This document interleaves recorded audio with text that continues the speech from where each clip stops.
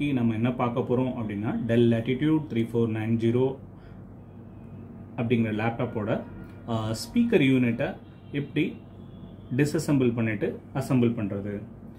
இது எப்படி உங்களுக்கு ரொம்ப யூஸ்ஃபுல்லா இருக்கும் அப்படின்னா, இன்கேஸ் உங்களுக்கு வந்துட்டு ஒரு ஸ்பீக்கர் யூனிட் உங்களோட லேப்டாப்ல இந்த மாடல் லேப்டாப்ல போயிடுச்சுன்னா ரொம்ப ஈஸியா நீங்களே ஸ்பீக்கர் வந்துட்டு ஆன்லைன்ல ஆர்டர் பண்ணிட்டு அதை வந்துட்டு இந்த வீடியோ பார்த்துட்டு நீங்க டிஸ்அசெம்பிள் பண்ணி நீங்களே ஃபிக்ஸ் பண்ணிக்கலாம். ஸோ அதுக்காக தான் இந்த வீடியோ நான் உங்களுக்கு இப்போ நான் பார்க்க போகிறோம். So let start. நான் உங்களுக்கு எப்படி பண்ணுறதுன்னு சொல்கிறேன். ஸோ இதுதான் வந்துட்டு லெஃப்ட் சைட் ஸ்பீக்கர், இது வந்துட்டு ரைட் சைட் ஸ்பீக்கர் யூனிட். இங்கே பார்த்தீங்கன்னா இந்த ஸ்பீக்கரோட பவர் அண்ட் டேட்டா பார்த்தீங்கன்னா இந்த போர்டோட கனெக்ட் ஆகிருக்கும்.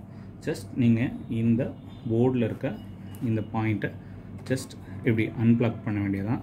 அன்பிளக் பண்ணிட்டீங்கன்னா அன்பிளக் பண்ண உடனே இது அப்படியே செப்பரேட்டாகவே நீங்கள் எடுத்துட முடியும். இதில் ஒரு ரப்பர் புஷ் இருக்கும், இதை எடுக்கும்போது பார்த்துடுங்க, மிஸ் பண்ணிடாமல்.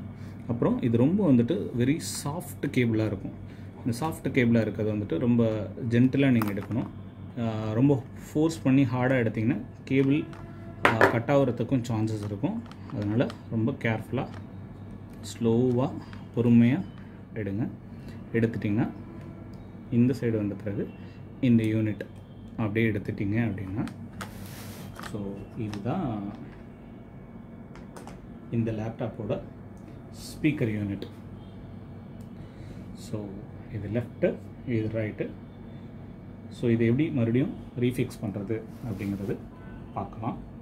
ஸோ இந்த யூனிட் எடுத்துகிட்டு அப்படியே இந்த ரெண்டு பாயிண்ட் இருக்கும், இந்த ரெண்டு பாயிண்ட்டையும் அப்படியே இந்த புஷ்ஷை அழகாக அப்படியே உள்ளே வச்சுடுங்க. உள்ளே வச்சுட்டு ஃபிக்ஸ் பண்ணிட்டீங்க இந்த யூனிட்டில். ஸோ இது வந்துட்டு இதோட கேபிளோட இது கேபிள் எப்படி இது பண்ணியிருக்காங்கங்கிறது அப்படியே இதுக்குள்ளாரே வச்சுருங்க. ஸ்லோவாக பொறுமையாகவே பண்ணுங்கள்.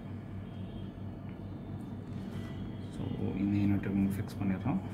கேபிளை லே பண்ணிகிட்டே வாங்க. ஸோ இந்த